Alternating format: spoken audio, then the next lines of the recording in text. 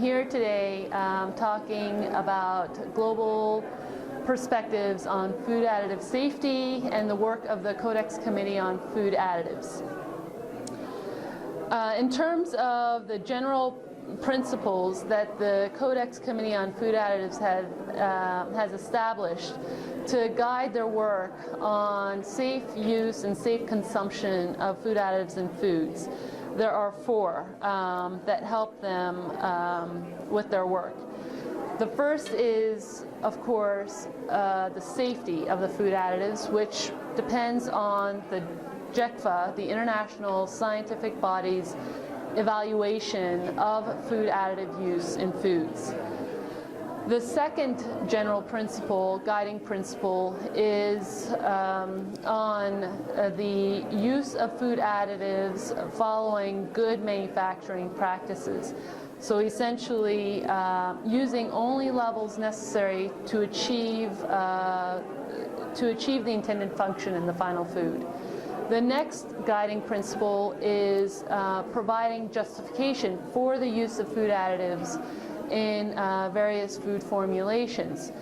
And essentially the interested stakeholders have to present evidence that shows there's an advantage to use that additive in a particular food matrix for a particular function, that it doesn't present any appreciable risk to consumers' health, and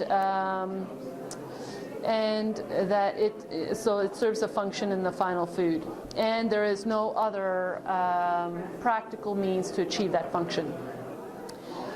And finally, the last guiding principle is to ensure that the food additive that is used is of appropriate food grade quality, which means that it has to conform with the specifications of identity and purity established by GECFA. In terms of the challenges of food additives in international trade, there are a few examples that come to mind. One is the use of specifically something that came up recently was tartrazine in a number of different food products, including beverages as well as other types of foods in South American nations. Because the general standard for food additive did not have any adopted provisions on tartrazine, the assumption was made that it wasn't safe for use, which was so far from the truth. And it's because of the backlog of the GSFA and its incomplete status that has caused this problem. So it required further dialogue with these relevant governments to help overcome their objections and allow the use of tartrazine.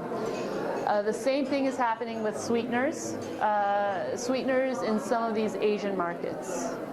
Okay, and finally, what can be done to overcome this problem? Again, it requires dialogue between industry and governments, and it also requires commitment to try to expedite the work on the international standard on food additives, the general standard on food additives. Thank you.